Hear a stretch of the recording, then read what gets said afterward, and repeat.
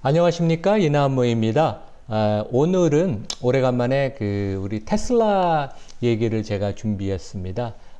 주요 내용은 5월 중순에 테슬라의 주총이 예정돼 있고 5가지 지금 안건이 있는데, 그 중에서 첫 번째 신임 이사를 선임하는, 물론 이제 2명은 원래 이사분들을 재선임하는 거고, 아주 중요한 테슬라에 근무를 했다가 실제 뭐 거의 넘버 2였는데 밖으로 나가서 창업을 했다가 최근에 다시 이번에 이사회로 합류하는 JB 스트로베리라는 그분이 되게 중요한 의미가 있는 것 같고, 그 다음에 이제 마지막 안건은 주주 제안이에요. 우리 국내에서도 이번 3월 주총에 뭐 행동주의 펀드나 여러 그 단체들이 주주 제안을 해서 상당히 그 시장에 관심을 끌었는데, 특히 키맨, 그러니까 일론 머스크와 관련된 리스크를 좀 더 제대로 투명하게 관리하자, 이런 주주 제안이어서 우리 서학개미 분들 보유 종목 1위이고 특히 장기 투자를 염두에 두는 분들한테는 되게 중요한 안건이어서 제가 내용을 좀 다뤄보겠습니다.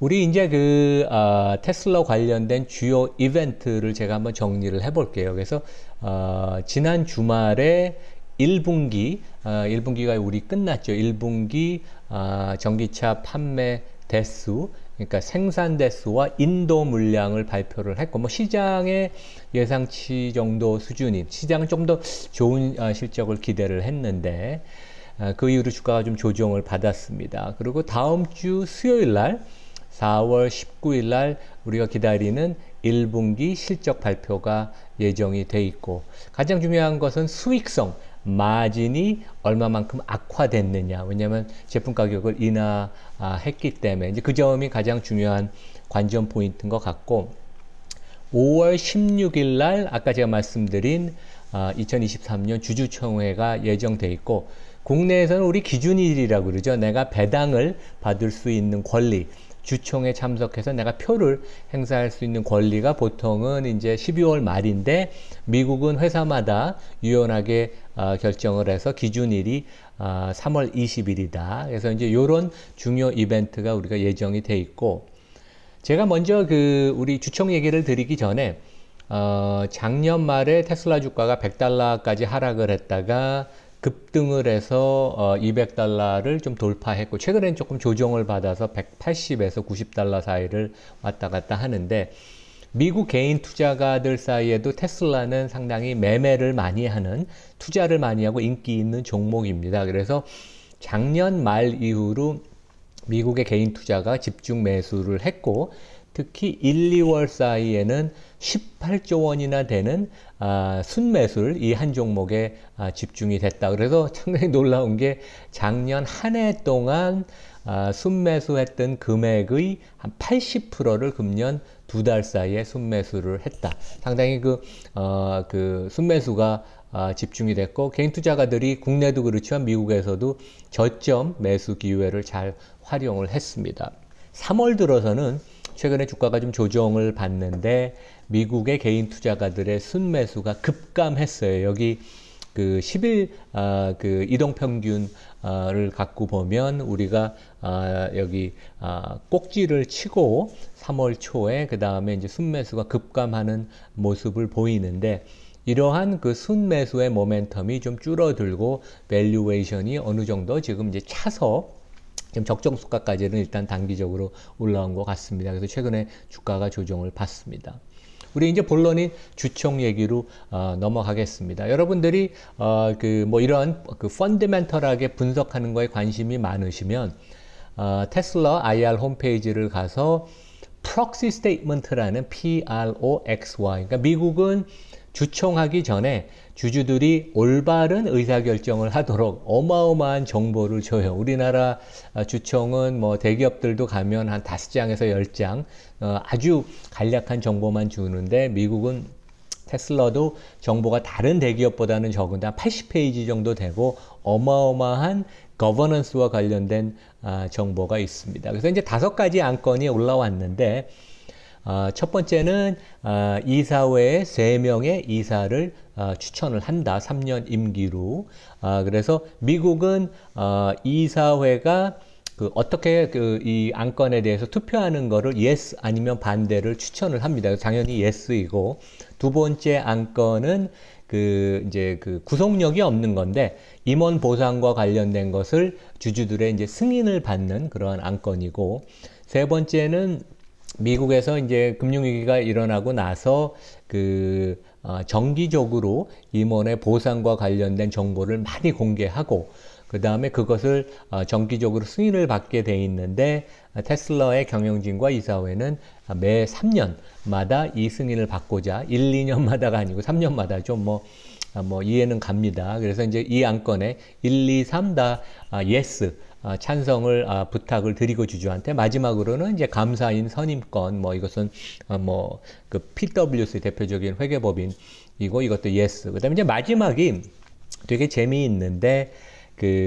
아이슬란드의 어떤 주주예요. 근데 미국은 일반적으로 $2,000 이상의 한 250만 원, 한 300만 원 정도 되는 금액을 3년 이상 내가 보유를 하고 있으면 주주 제한을 할 수 있고, 1년 이상 보유를 한 경우에는 $25,000, 한 300만 원 정도 보유하면 주주 제한을 할 수 있습니다. 물론 이제 회사가 다 그것을 주총에 올리는 건 아니죠. 그래서 여기서 키맨 리스크, 구체적으로 일론 머스크라고 이제 거명은 안 했지만 아주 중요한 사람인데, 이 사람이 무슨 일이 생겨서 회사 업무를 못할 때 회사의 비즈니스에 타격을 주는 경우를 이제 키맨 리스크라고 하죠. 그것과 관련돼서 이것을 좀 공식화시키고 투명하게 어떤 사람이 후계자로 지금 논의가 되고 있는지, 물론 당장 일론 머스크가 물러난다는 얘기는 아닙니다. 이거는 승계 계획을 항상 이사회가 갖고 있어야 되는데, 이제 그것을 좀 더 공식화하자, 이제 그런 제안인데, 이제 테슬라의 경영진과 이사회는 이것에 대해서 반대 의견을 투표를 하라고 이제 주주들한테 권합니다. 첫 번째 안건, 두 번째, 세 번째, 네 번째는 그렇게 중요하지 않아서 첫 번째와 제가 5번째에 포커스를 할 텐데, 첫 번째 안건은 일론 머스크를 이사에 재선임하는 거. 당연히 대부분 다 찬성을 할 거고, 여기 로빈 덴홈이라는 분은 여성 호주 기업인인데, 텔스트라라고 호주의 대표적인 통신사 CFO, COO를 했는데 지금 이사회 의장이에요. 근데 이렇게 프로파일이 대단한 조금 약한 이사회 의장이어서 일론 머스크의 말을 잘 듣는 좀 그런 느낌이 아닌가 저는 개인적으로 생각하는데, 이분도 당연히 재선임이 될 것이고, 그 다음에 이제 세 번째, 제가 이게 빨간 박스를 친 JB 스트로벨의 이사로 지금 후보로 추천이 된 거가 되게 중요하고, 그 얘기를 제가 좀 더 자세하게 드리겠습니다. 그래서 JB 스트로벨은 실제 2019년에 테슬라를 떠났는데, 재직 당시 일론 머스크와 공동 창업자, 코파운더의 타이틀을 갖고 있었고, 최고 기술 책임자, CTO. 그래서 진짜 테슬라 성공의 1등 공신, 그러니까 재직 시에는 넘버 2로 실제 인정을 받는 그러한 중요한 인물이고, 스탠퍼드 출신입니다. 그리고 이제 퇴사를 하고 나서는 여전히 전기차와 관련된, 그러니까 리튬 이온 배터리를 재활용하는 그런 회사를 만들어서 기업 가치가 수조 원이 되고, 그 다음에 유망 투자가들의 지분 투자를 받아서 그러는데, 일론 머스크가 이분을 이사회로 끌어들이는 게 되게 우리가 주목을 해야 된다. 그래서 이분은 실제 테슬라의 에너지 부문, 그 다음에 R&D를 책임을 지고 있었고, 모델 3를 대량 양산하는데 결정적인 역할을 해서 테슬라 성공의 1등 공신이라고 자타가 공인을 하는데, 지금 이제 레드우드 머티리얼이라는 회사를 아까 말씀드린 거죠. 창업해서 대표인데, 저는 이런 느낌이 들어요. 실제 일론 머스크가 당장 CEO 역할을 내려놓지는 않겠지만 언젠가는 아마존의 제프 베조처럼 이사회 의장으로 좀 물러나서 일상적인 업무는 자기가 의사결정을 안 하고 밑에 공동대표나 이런 사람을 한 2명을 둬서 자기는 큰 의사결정만 뒤에서 하고 일상적인 경영은 맡기지 않나. 근데 이제 이렇게 회사에 근무하던 거물을 이사회 멤버로 다시 조인을 하게 되면 뭔가 이 몇 년 후에 공동대표 후보군으로 합류하는 그런 가능성이 있지 않나 그런 생각을 뭐 저는 이제 기업을 한 30년 넘게 많이 봐왔으니까 이제 그런 느낌이 듭니다. 다음 페이지는 3월 2일 날 그 우리 인베스터 데이 여러분들 많이 그때 이제 그 궁금해 하셨던 영상을 제가 그대로 보여주는 거예요. 그래서 그 당시에 회사의 공식적인 그 자료를 보면 최고 임원이 이제 3명이었습니다. 일론 머스크, 그 다음에 그 CFO인 잭라는 분. 근데 CFO가 회사의 그 대표, CEO가 되는 경우는 거의 없습니다. 특히 이제 이렇게 테크 중심인 회사는. 그리고 이제 드루라는 여기 이제 그 오른쪽 그림에 나온 15년 테슬라 베테랑 에너지 전문가. 그러니까 그래서 이 3명이 회사의 공식 그 임원이고 결국 제 느낌으로는 인베스터 데이에 한 16명, 18명의 임원이 총출동을 해서 영어로는 그 딥벤치라고 그러죠.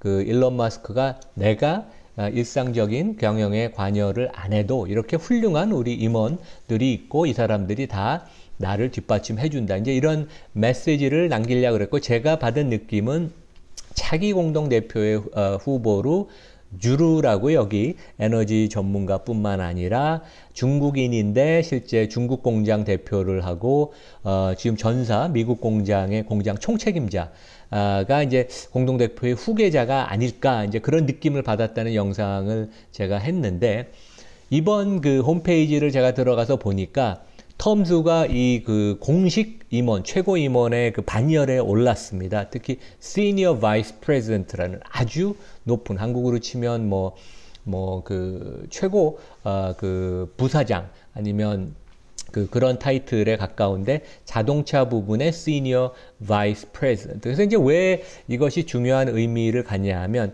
제가 이제 다음에 설명드릴 그 주주 제안에서도 얘기가 나오지만 그 차기 CEO 후보군, 그러니까 일론 머스크가 이제 일상적인 CEO를 그 내려놓으면 누가 가능성이 있나. 그래서 제 생각에는 텀즈 이분도 가능성이 있고 그다음에 주라는 에너지 전문가 그 다음에 아까 말씀드린 이번에 신임 이사로 이사회에 합류할 전에 그 CTO 테슬라였던 CTO JB 스트로벨 요 세 사람 중에 한 2명 정도가 공동 대표 그러니까 한 명으로는 안 하고 둘을 같이 역할을 나누는 그런 식으로 가는 게 아닌가. 그래서 어떻게 보면 테슬라의 리더십의 변화를 우리가 좀 예견해 볼 수 있지 않나 그런 생각을 해봅니다.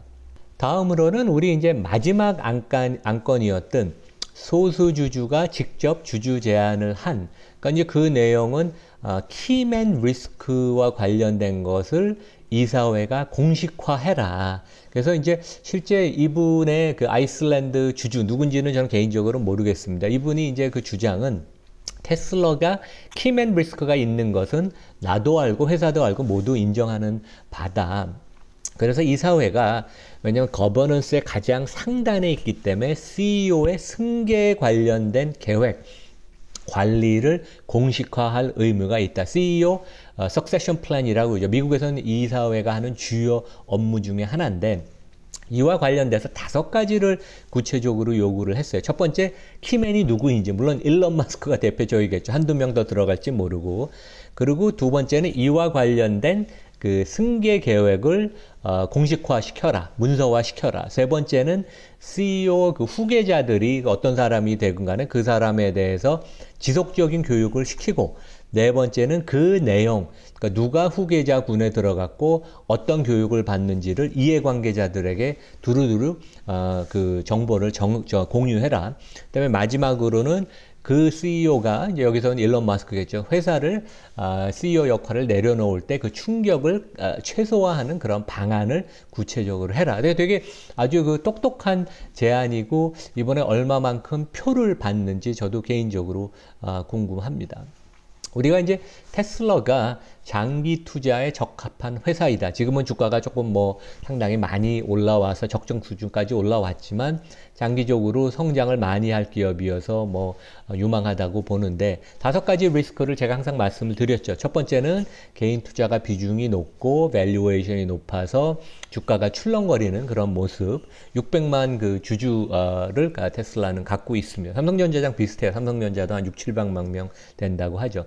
두 번째는 일론 마스크와 관련된 키맨 리스크. 작년에 우리가 트위터 때문에 주주분들이 많이 고생을 하셨습니다. 세 번째는 중국 리스크. 중국의 최대 공장을 갖고 있고 그 다음에 매출액의 한 30% 정도를 중국에서 일으키는 중국 익스포저가 크고 그래서 이제 이번 4월 달에 일론 마스크가 중국으로 날아가서 중국의 시진핑의 넘버 2가 된 리창 총리를 만난다고 하죠.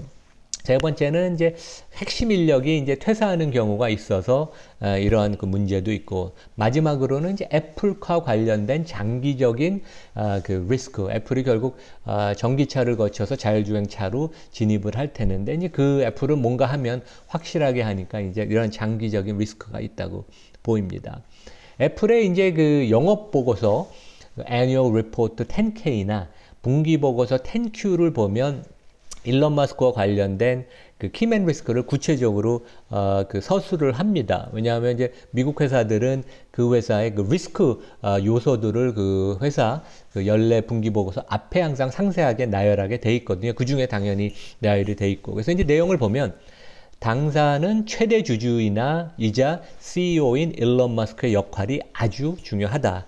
그래서 이제 일론 마스크는 이게 그러니까 작년 하반기 거니까 이제 트위터가 충분히 반영이 안 돼 있습니다. 일론 마스크는 대부분의 시간을 테슬라 경영에 할애하지만 자신의 그 시간과 관심을 100% 테슬라에 쏟는 것은 아니다. 그래서 이제 가령 다른 업체인 그 스페이스X나 다른 벤처 기업, 뭐 뉴럴링크스나 그 보링 이런 회사에 이제 쏟는다는 그런 이러한 그 키맨 리스크를 회사가 공식적으로 인정을 합니다. 그래서 우리가 이건 테슬라 주주분들, 투자가분들은 이런 점들을 유념을 해야 될 것 같고, 우리가 이제 그 항상 투자를 할 때 거버넌스 회사의 지배 구조가 얼마만큼 좋고 소수주주를 위하는지를 항상 챙겨야 되는데, 미국에는 ISS, Institutional Shareholder Service라는 거버넌스 전문 기관. 이번에도 국내에서 우리 3월 주총할 때 ISS와 글라스 루이스의 그 투표에 대한 자문 공고안이 아주 결정적으로 영향력을 많이 미쳤습니다. 근데 여기가 정기적으로 대표적인 미국 기업에 관해서 거버넌스 랭킹을 매겨요. 그래서 1에서 10점까지 매기는데 1점이 가장 좋고 10점이 가장 안 좋은데 테슬라가 거의 최하위권인 9점을 받아서 특히 이사회 구성 그러니까 여기 뭐 동생도 들어가 있고 독립적이지 못하죠. 그다음에 주주의 권리가 무시가 되는. 근데 이번에 아마 JB 스트로베리 이사로 선임이 되고 그 얼마 전에 에어비앤비의 창업자인 분도 이사회에 선임이 돼서 조금 이사회 점수가 좀 높아지지 않을까 그런 기대, 희망을 해보긴 하는데 실제 빅테크들이 전반적으로 거버넌스가 좋지는 않습니다. 특히 메타와 알파벳은 차등 의결권, 창업자들이 다른 주주보다 10배가 넘는 그 투표권을 갖고 있는 게 문제가 되고 아마존도 그렇게 점수가 높지 않아서 다 10점. 그러니까 뭐 테슬라보다도 점수가 좋지는 않습니다. 하지만 유일하게 애플과 마이크로소프트는 1등급, 2등급 그래서 아주 거버넌스가 좋다. 그래서 또 그래서 이제 애플과 마소가 이렇게 장기 투자에 유망하다는 얘기도 이렇게 합니다. 그래서 우리가 거버넌스 지배 구조가 우리가 장기 투자를 할 때는 그 경영진을 믿을 수 있는지 소수주들을 위하는 회사인지 그런 관점에서 꼭 우리가 챙겨봐야 되는 이슈여서 이번에 주총의 그 결과를 우리가 꼼꼼히 앞으로 한 달 좀 남짓한 후에 주총에 열릴 텐데 이런 투표율, 찬성률을 우리가 한번 챙겨보는 것도 의미가 있다고 하겠습니다. 네, 여기서 마치겠습니다. 감사합니다.